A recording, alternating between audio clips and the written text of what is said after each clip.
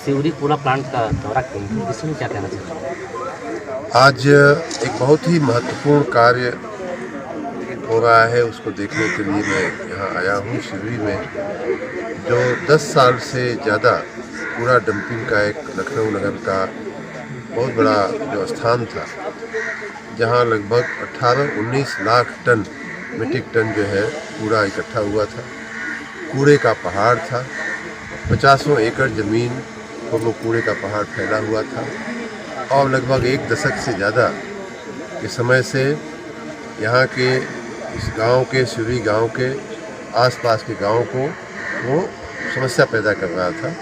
गंदगी, मच्छर, दुर्गंध, धुआं, ये सब कुछ आसपास के गांव के लोगों को झेलना पड़ता था।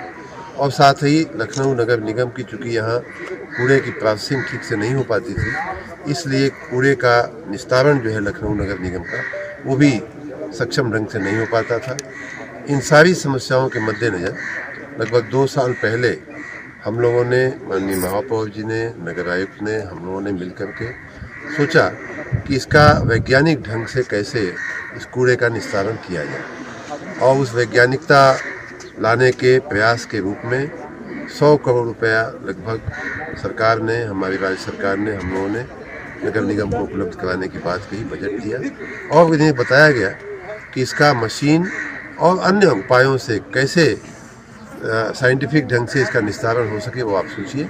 मुझे बहुत प्रसन्नता है माननीय महापौर जी के नेतृत्व में, नगर आयुक्त के नेतृत्व में, यहाँ नगर निगम के जो अधिकारी हैं, उन्होंने इसको एक चुनौती के रूप में लेते हुए और उसमें से जो 18-19 लाख मीट्रिक टन का जो कूड़ा था, उसमें से आधे से ज़्यादा 53% से ज़्यादा लगभग 10 लाख मीट्रिक टन कूड़े का निस्तारण हो चुका है।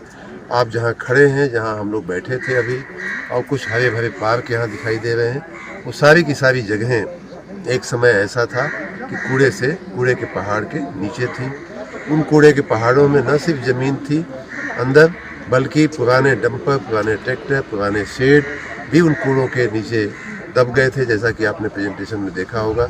मैं इस पूरी टीम को, नगर निगम को बहुत बहुत साधुवाद, बधाई दूंगा कि इन्होंने इसका वैज्ञानिक ढंग से निकालने का, निस्तारण का प्रयास किया है और सफल रहे हैं। इसमें कुछ पार्ट बायो रेमेडिएशन से होता है, कुछ आपने जैसा देखा कि यहाँ और भी कुछ प्रयोग होते हैं जो RDF का प्रयोग होता है, जिसमें से उसी कूड़े में से कुछ ऐसे सामान, कुछ ऐसी चीज़ें निकलती हैं जो ज्वलनशील होती हैं, जिनसे आगे किसी फैक्ट्री के लिए ईंधन पैदा किया जा सकता है। आप ये जो ट्रक देख रहे हैं, वो उसी ईंधन को ले जाने की ये ट्रकें लगी हुई हैं। इनको सीमेंट फैक्ट्रियों में भेजा जाता है और भी कई जगह इसका उपयोग होता है। तो इस प्रकार इसमें भी एक वैज्ञानिकता आई है, इससे नगर निगम को इनकम भी होती है। उसी प्रकार कुछ ऐसे पदार्थ होते हैं जिनको हाईवे बनाने में, नेशनल हाईवे ने ये शुरुआत किया है कि उनको हाईवे के अंदर उसका उपयोग हो जाता है। तो इस प्रकार जो कूड़ा है उसको विभिन्न प्रकारों से कैसे हम पुनः रिसाइकल करके या पुनः उसका उपयोग करके हम उसको करें, और जो नहीं होता है उसको बायो रेमेडिएशन से हम कैसे उसको गला दें, कैसे उसको ख़त्म कर दें। ये सारे प्रयासों के साथ आधे से ज़्यादा यहाँ का कूड़े का पहाड़ दूर हो चुका है। आने वाले दिनों में हम लोग एक वेस्ट टू एनर्जी प्लांट का भी यहाँ प्रयास कर रहे हैं, उसका भी बहुत जल्दी ही शुरुआत हो जाएगी। साथ ही यहाँ जो भी सौर ऊर्जा, जो भी ऊर्जा लगती है, जो भी बिजली लगती है, उसको भी सौर ऊर्जा का संयंत्र लगा करके, जैसे ये शेड है इसके ऊपर हम सौर ऊर्जा उत्पादन कर सकते हैं। जो जगहें, ज़मीनें खाली हुई हैं पहाड़, कूड़े के पहाड़ से, उन जगहों पे सौर ऊर्जा के हम संयंत्र लगा सकते हैं। तो ये सारी चर्चा और विचार है, आने वाले दिनों के लिए सारी प्लानिंग है। मैं आशा रखता हूँ कि बहुत जल्द ही जो बचा हुआ कूड़े का पहाड़ है, आधे से कम हो गया है, लेकिन जो भी बचा हुआ है उसको भी हम 1-2 साल के अंदर इसको भी ख़त्म करके पूरी ज़मीन हम यहाँ मुक्त कर लेंगे, समाज के लिए उपयोगी बनाएंगे। और मैंने ये भी कहा है नगर निगम को कि क्योंकि गांव वालों ने वर्षों से नहीं बल्कि दशकों से बहुत बड़ा बलिदान दिया है नगर को साफ रखने के लिए, अपने सीने पे पहाड़ जैसा कूड़ा अपने रखा है, तो उनको कुछ इनाम मिलना चाहिए, कुछ बेहतरी मिलनी चाहिए। एक अच्छा पार्क बन जाए, एक अच्छा स्टेडियम बन जाए। इस दिशा में भी काम करने के लिए हमने नगर निगम को बोला है।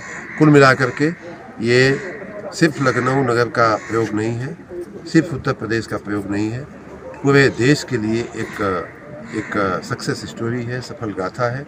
और मैं तो यूँ कहूँगा कि आने वाले दिनों में जब हम ये सारा जो पाइपलाइन में काम है उनको जब कर लेंगे तो एक पूरी एक वैश्विक स्टोरी बनेगी, वैश्विक सफल गाथा बनेगी। मैं एक बार फिर से नगर आयुक्त को, महापौर जी को और सभी नगर कर्मियों को, नगर के अधिकारियों को बहुत बहुत धन्यवाद, बधाई।